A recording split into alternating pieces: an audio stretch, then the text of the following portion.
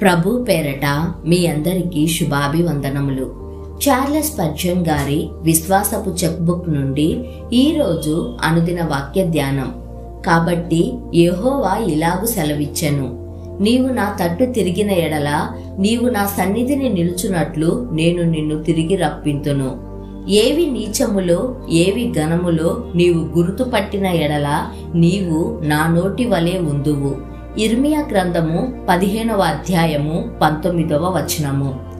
ఇప్పటికీ మనం ఇర్మియా ప్రవక్తను విలపించే ప్రవక్తగానే చూస్తూ అయ్యో పాపం ఇర్మియా అని అనుకుంటూ ఉంటాం. ఈ విలపించే ప్రవక్త దేవుని చేత ప్రత్యేకంగా ఏర్పరచబడిన వారిలో ఒకడు. అనేకుల కంటే అధికంగా దేవుడు అతన్ని గణపరిచాడు. అతడు సత్యం పలికినందుకు అందరి చేత ద్వేషించబడ్డాడు.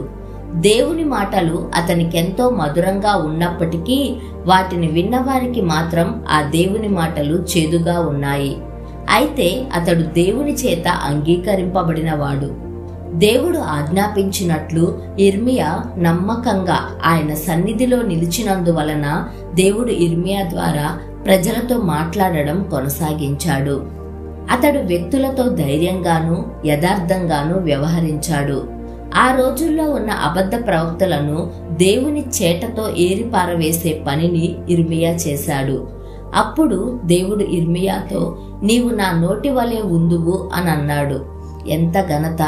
ప్రతి బోధకుడు, ప్రతి విశ్వాసి అలాంటి ఘనత సంపాదించుకుంటే ఎంత బాగుంటుంది.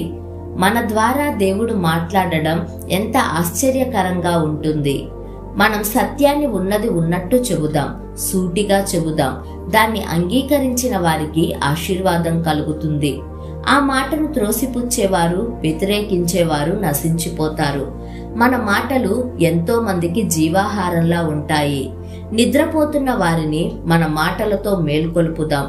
చనిపోయిన వారిని జీవింపచేద్దాం. ఈ ధ్యానం వింటున్న ప్రియ స్నేహిత, దేవుని సేవకులందరూ ఇలాగే ఉండాలని ప్రార్థన చేద్దాం.